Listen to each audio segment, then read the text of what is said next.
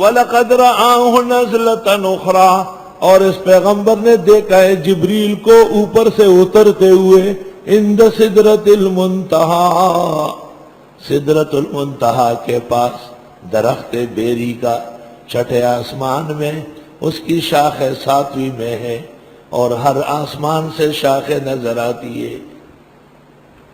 اندہا جنت الماوا، وہاں پر ایک جنت ماوا ہے۔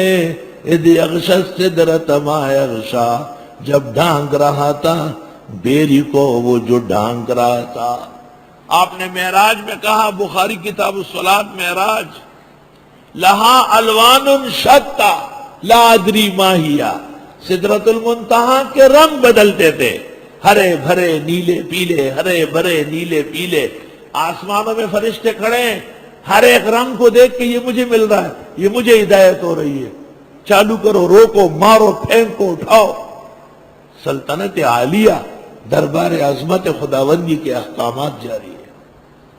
ہر حکم الہی پہلے اس بیری کے درخت پہ آتا ہے، اس کی شاخیں پتے رنگ تبدیل کرتے ہیں۔ شیخ عبدالحق نے کہیں کہا ہے کہ یہ علم کے رنگ تھے، یعنی اس سے ملائک سمجھ رہے تھے، یہ مطلب ہوگا۔ جیسے آپ روڈ پر دیکھتے ہری بتی جل گئی تو آپ چلو، کیونکہ ہریاں بھریاں آئی ہے ہلاک ہونے کے لیے، مارو ہے۔ سرخ جل گئی، خطرہ ہے، رک جاؤ، پیلی ہے، ابھی صبر کرو۔ اس طرح مختلف اسپتالوں میں، مختلف اداروں میں نظم و نسق کی آوازیں اور رنگیں ہوتی ہے۔ اللہ اللہ۔ بیری کا درخت مبارک درخت ہے، حدیث میں ہے لا تقطعوا السدرہ، بیری نہ کاٹو، فإنها تذل وتثمر، یہ سایہ بھی اچھا دیتا ہے اور پھل بھی بڑا شیرین۔ سبحان اللہ۔ اور پھر بیری ایران کی، جس کو عناب کہتے ہیں، سبحان اللہ۔ ہاں، عناب،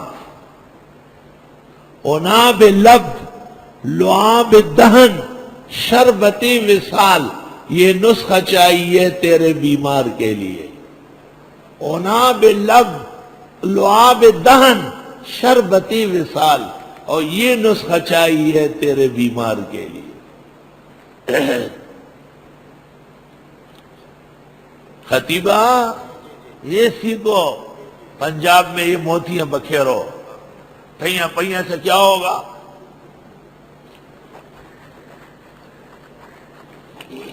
سورۃ نجم اس شان سے بیان کرو۔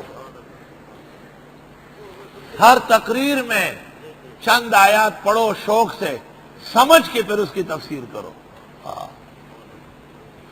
اور تماشے اور چٹپٹے بیان کرنے ہوں تو پھر ابن قیم کی بدائع و تفسیر دیکھو۔ اذ یغشی السدرۃ ما یغشی، جب ڈھانک رہا تھا بیری کو وہ جو ڈھانک رہا تھا۔ ما زاغ البصر وما طغی، نہ چوکی ہے نگاہ اور نہ ہٹی ہے، باقاعدہ حضرت دیکھ رہے تھے۔ لقد رأى من آیات ربہ الکبریٰ، یقیناً دیکھ چکے ہیں اللہ کی بڑی نشانیوں میں سے۔ اللہ تعالیٰ فرماتے نشانیاں دیکھی، اب بعض غلط کار لوگوں نے کہا اللہ تعالیٰ کو دیکھا ہے، بالکل غلط تفسیر۔ ام المومنین نے کہا ہے بخاری میں جھوٹی تفسیر ہے، یہ جبریل کا قصہ ہے، حضرت کے سامنے آئے، اوپر نیچے ہوئے، اچھی طرح پہچان گئے تاکہ وہی پر اشتباہ نہ ہو۔ افرائیتم اللات والعزیٰ، آیا تم نے دیکھا ہے لات اور عزیٰ بتوں کو، ومناۃ الثالثۃ الاخریٰ، اور منات تیسری اور، یہ تین بڑے تھے۔ لات کے متعلق بخاری کتاب التفسیر میں ہے کان رجلا صالحا یلت السویق للحاج، موسم حج میں لوگوں کو ستو پلاتا تھا، اللہ نے ولی با کرامت بنایا، اس زمانے کے بدعتیوں نے ان کا پوجا شروع کیا۔ یسألونک عن الشہر الحرام قتال فیہ، یہ پوچھتے ہیں آپ سے حرمت کے والے مہینے میں لڑنے کے بارے میں، وہ جو غلطی ہو گئی تھی، صحابہ نے جمادی الثانیہ کا آخری دن سمجھا، وہ رجب کی پہلی تاریخ تھی، کیونکہ کوئی ولی نبی غیب دان نہیں۔